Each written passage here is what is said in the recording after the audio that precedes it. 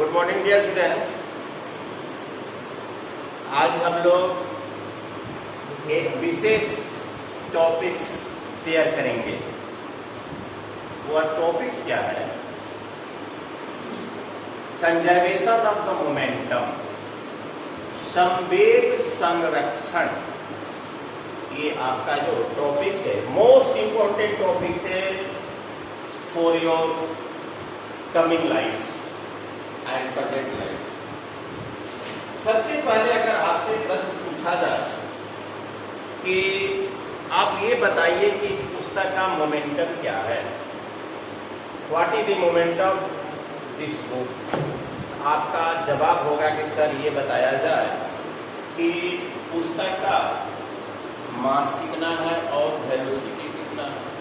तो हमने बताया कि मास है 2 किलोग्राम और वेलोसिटी इसका 0 है। तो कहने का मतलब है 2 × 0 बराबर 0 किलोग्राम मीटर प्रति second. Product of mass and the velocity is called momentum. कहने का तात्पर्य यह है कि P बराबर m गुना v। SI यूनिट में मास का किलोग्राम होता है और वेग का मीटर प्रति सेकंड होता है। इस प्रकार से इसके कंबाइनेशन से इसके स्टैंडर्ड यूनिट का जनरेट हुआ किलोग्राम मीटर प्रति सेकंड। जैसे आपसे कोई प्रश्न पूछा जाए मोमेंटम के संदर्भ में, तो सबसे पहले आप 2 क्वांटिटी का पता करें, mass of objects and velocity of object. ये 2 चीज आप प्रश्न अरेंजमेंट कीजिए कि पहले आप यह बताइए बाय रिक्वेस्टली कि उस ऑब्जेक्ट का मास क्या है और उस ऑब्जेक्ट का वेलोसिटी क्या है। जैसे आपको जवाब मिलता है, दोनों को मल्टीप्लाई कर दीजिए और उसका स्टैंडर्ड यूनिट लिखिए किलोग्राम मीटर पर सेकंड। तो डियर स्टूडेंट्स, इसका हमारे जीवन में बहुत ही बड़ा, इसका हमारे जीवन में बहुत ही बड़ा योगदान है। अगर क्रिकेट के खेल में कोई प्लेयर बॉल को कैच करता है, अगर वह अचानक कैच कर ले तो उसका हाथ जख्मी हो सकता है, क्योंकि उसका जो मोमेंटम होता है बहुत हाई होता है। सबसे पहले उस बॉल को कैच करते हुए उसी के डायरेक्शन में कुछ दूरी तय करता है, कुछ ट्रेवल्स मीटर में करता है, जिसके कारण उस बॉल का मोमेंटम कम हो जाता है और आसानी से हम कैच कर लेते हैं। आपका जेट विमान जो अंतरिक्ष में अनवरत गतिशील रहता है, उसके ईंधन प्रकोष्ठ में ऐसा ईंधन दिया जाता है कि उसके कंबशन से भारी मात्रा में गैस प्रोड्यूस हो और निकलने के रास्ते बैक डोर से बहुत सकरे होते हैं, कॉन्जेस्टेड होते हैं।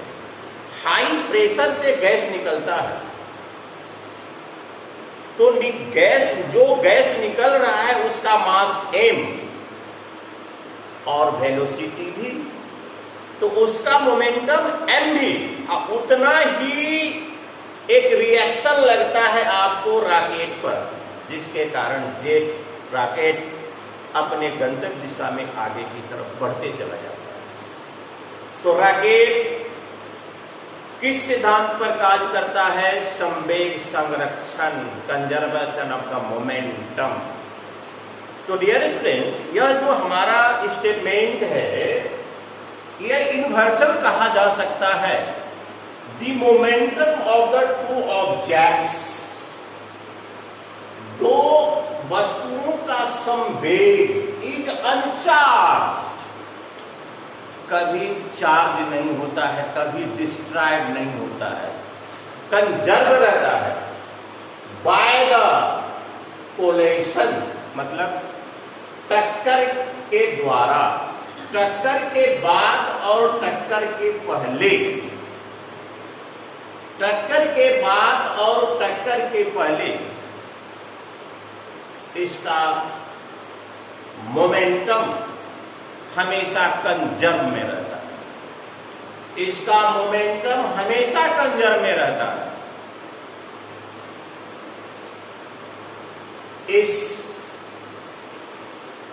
इस रूल्स को जानने के पहले हम लोग दो रूल्स को एडिशनल में ले रहे हैं।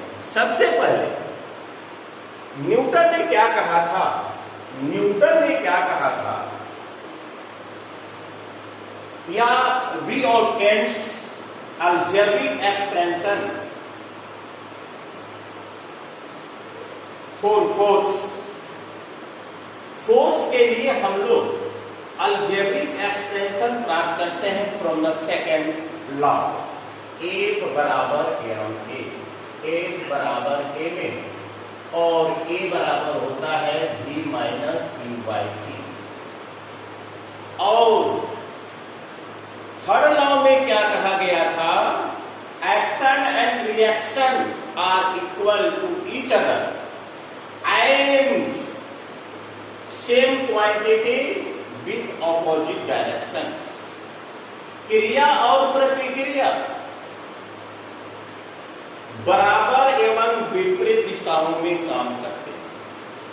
क्रिया और प्रतिक्रिया बराबर एवं विपरीत दिशाओं में काम करते हैं। जैसे न्यूटन के एक्सपेरिमेंट को प्रूव करने के लिए हम लोग ये दो कमानीदार पुला लिए हैं, ये दो स्प्रिंग बाइलेंस है। इसमें पाठ्यांक है, मान लिया जाए यह रीडिंग देने वाला है सूचक इंडिकेटर। आप किसी बैटरी या बॉल से, किसी बैटरी या फोर्स से खींचिए, ये F1 हो गया, ये F2 हो गया। यह इधर खींचता है या इधर खींचता है, ये कमानी हुक से फंसा हुआ है। तो F1 माइनस F2 बराबर 0। इसमें अगर 5 न्यूटन का पाठ्यांक मिलता है, इसमें भी 5 न्यूटन का पाठ्यांक मिलेगा। आपको अगर वेरीफाई करने के लिए कहा जाए कि न्यूटन के थर्ड लॉ को लिखे एंड प्रूव इट, इसके लिए दो कमानीदार तुला लेते हैं। पहले कमानीदार तुला के पहले छोर को दीवार में लगे हुक से, दूसरे कमानीदार तुला के पहले छोर को पहले तुला के दूसरे हुक से एडजस्ट कर दिया जाता है। उसके बाद उस दूसरे कमानीदार तुला को किसी व्यक्ति या बल द्वारा खींचते हैं तो दोनों तुलाओं में एक ही रीडिंग आता है। दोनों तुलाओं में एक ही रीडिंग आना यह प्रूव करता है न्यूटन के थर्ड लॉ को, क्रिया और प्रतिक्रिया बराबर एवं विपरीत दिशाओं में होती है और ये दो भिन्न पिंडों पर कार्य करते हैं। हम सड़क पर चलते हैं, हम देते हैं एक्शन, पृथ्वी देती है रिएक्शन। इसका बहुत बड़ा योगदान है। न्यूटन ने जो भी अपना ये मोशन से संबंधित जो लॉ दिया है उसका पग पग हम इस्तेमाल कर रहे हैं, पग पग यूटिलाइज इसका कर रहे हैं। तो डियर स्टूडेंट, टॉपिक्स तो हमारा ये नहीं है, लेकिन इसका कुछ हम लोगों को हेल्प लेना पड़ेगा, इसलिए मैंने इसका इंट्रोडक्शन आप लोगों को दिया। अब चलिए हम लोग चलते हैं जो हमारा टॉपिक्स है। जो हमारा टॉपिक्स है वह देखिए, मान लिया जाए यह एक लाइनर पथ है, यह एक लाइनर पथ है। और यह भी समझ जाइए कि अगर टकराने के पहले sum of the momentum of the two object 180 kilo joule प्रति ग्राम, तो टकराने के बाद ही उतना ही आएगा। भले एक का बढ़ेगा एक का घटेगा, भले ही एक ऑब्जेक्ट का मोमेंटम घटेगा दूसरे का बढ़ेगा, लेकिन सम हमारा वही आएगा। न्यूटन ने ऐसा कहा।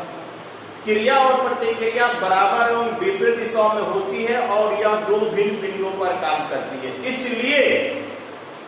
इसलिए टक्कर के बाद भले ही वेग बदल जाए, टक्कर के बाद भले ही वेग बदल जाए, लेकिन उसका टोटल मोमेंटम वही रहेगा जो इनिशियल स्टेज में था। तो डियर स्टूडेंट्स, मान लिया जाए कि यह m1, इसका वजन m1 है, इसका वजन m2 है। इसका वजन m1 है, इसका वजन m2 है, मास।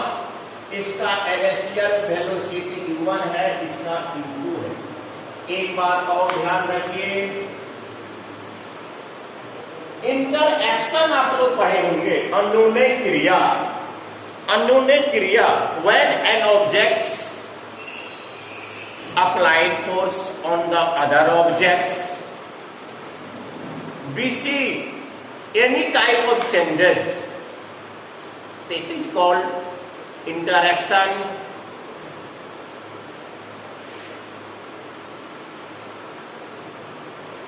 इंटरएक्शन,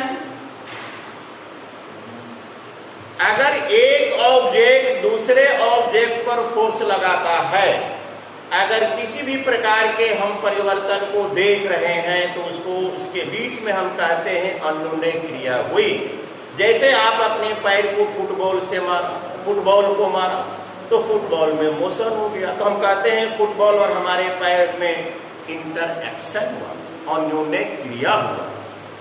अब मान लिया जाए कि इस सरल पथ पर M1 और M2 दो ऑब्जेक्ट मोशन में, लेकिन E1 का जो वेलोसिटी है U2 से ज्यादा है, E1 का जो वेलोसिटी है U2 से ज्यादा है, और कुछ दूरी तय करने के बाद दोनों में भयंकर टकराहट होती है, दोनों में भयंकर टकराहट होती है। इस पर लगाता है F1 बल और यह इस पर लगाता है F2 बल। क्रिया और प्रतिक्रिया, क्रिया और प्रतिक्रिया, पहला ऑब्जेक्ट ने दूसरे पर क्रिया लगाया, दूसरा ऑब्जेक्ट ने पहले पर प्रतिक्रिया लगाया, टकराने के बाद पुनः अपने गंतव्य दिशा में पुनः गतिशील हो जाते हैं।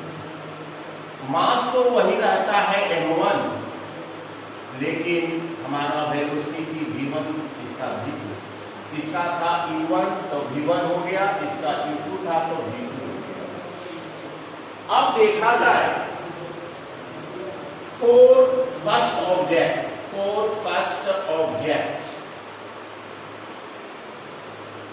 inertial momentum M1 E1, final momentum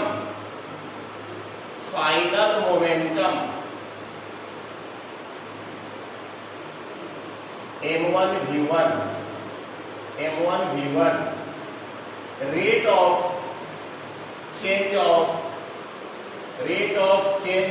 momentum, rate of change of momentum। जैसे रेट कहा जाएगा वैसे आप T से भाग दीजिएगा। रेट निकालने के लिए हम लोग T से भाग देते हैं। M1 V1 minus M1 E1 बटा T, ये हो गया सेकेंड ऑब्जेक्ट, फर्स्ट ऑब्जेक्ट का। Four second object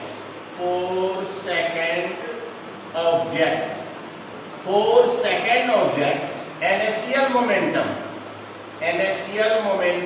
M2 U2, final momentum M2 V2, rate of change of momentum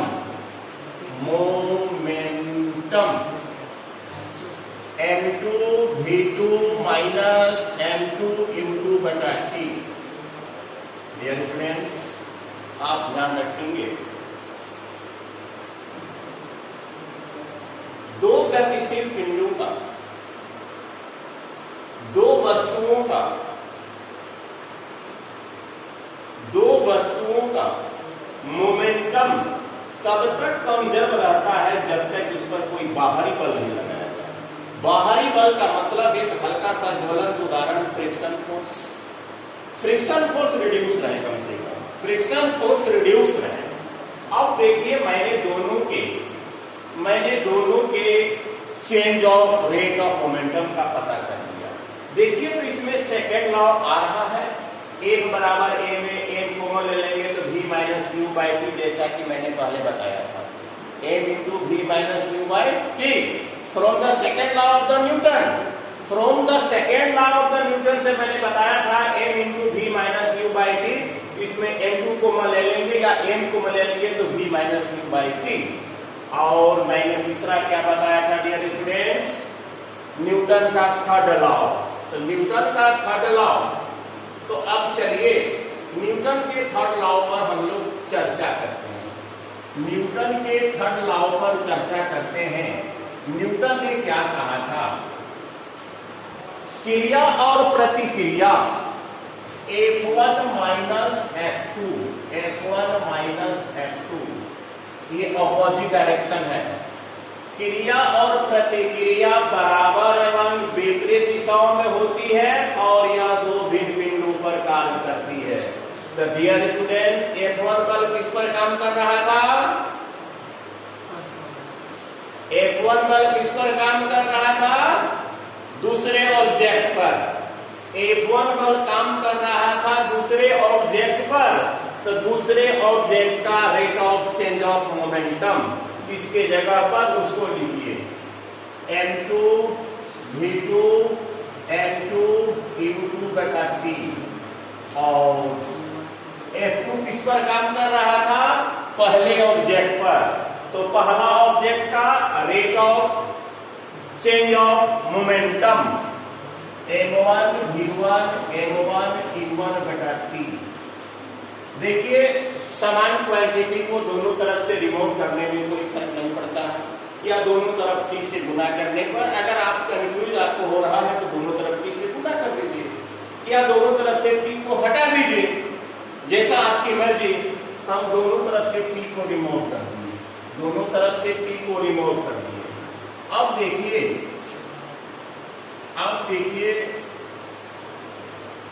यहां बचा m2 v2, यहां बचा m2 u2, यहां बचा माइनस m1 v1, यहां बचा m1 u1।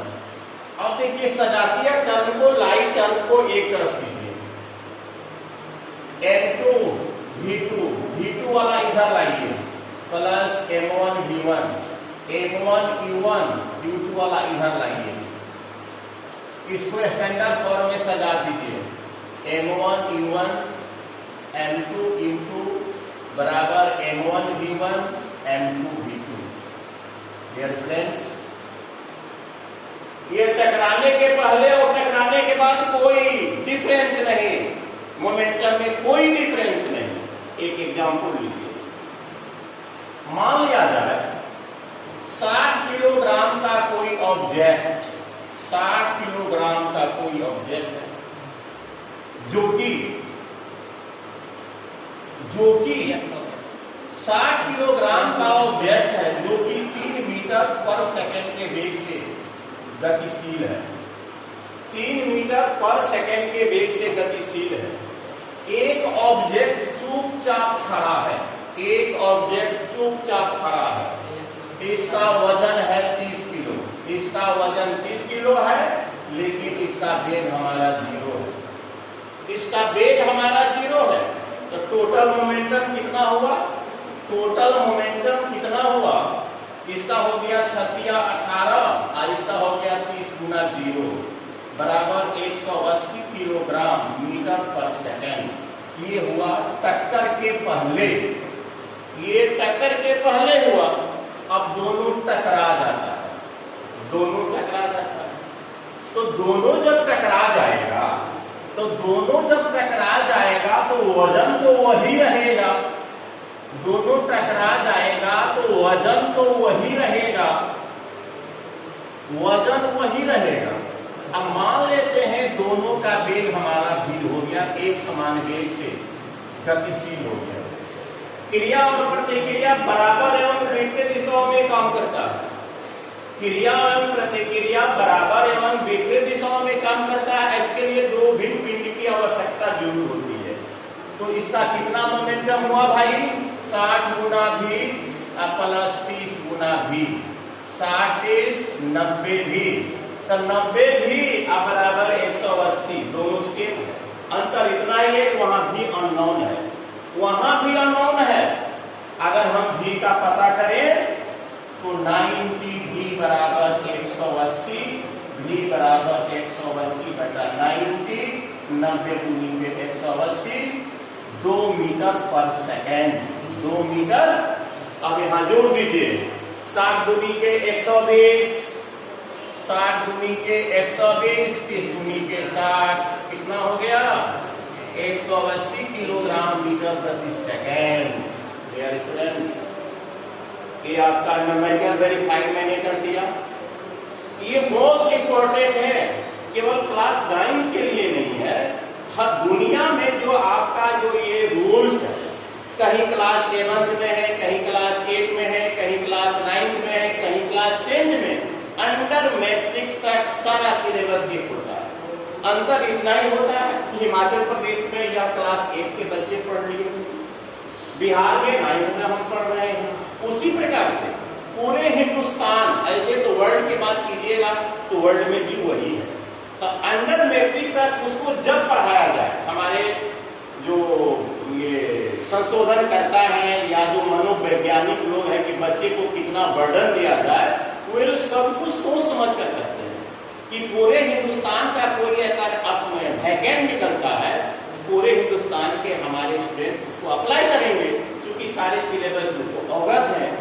यही करता है मोमेंटम। डियर स्टूडेंट्स, कि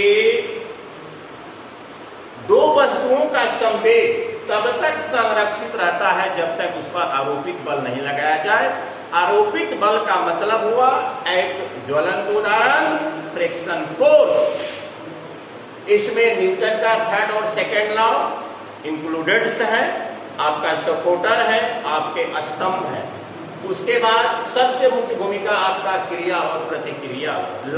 नाभिक जब लग्गे से नदी के किनारे को धकेलता है तो क्रिया होता है, और लग्गा जब लग्गे को धकेलती है तो प्रतिक्रिया हुआ। क्रिया और प्रतिक्रिया से आपकी नाव उसके जिधर वह चाहता है गंतव्य दिशा में चल देता है। डियर स्टूडेंट्स, अब चलिए सप्ताह में एक दिन कॉन्सेप्ट देने की बात है। मैंने अपने प्रोमिस को पूरा किया, इसके लिए बहुत बहुत धन्यवाद। और आप इसे देखेंगे और हमें एनर्जी तभी मिलेगी जब हमारा व्यूअर कम से कम ज्यादा हो। Thank you very much.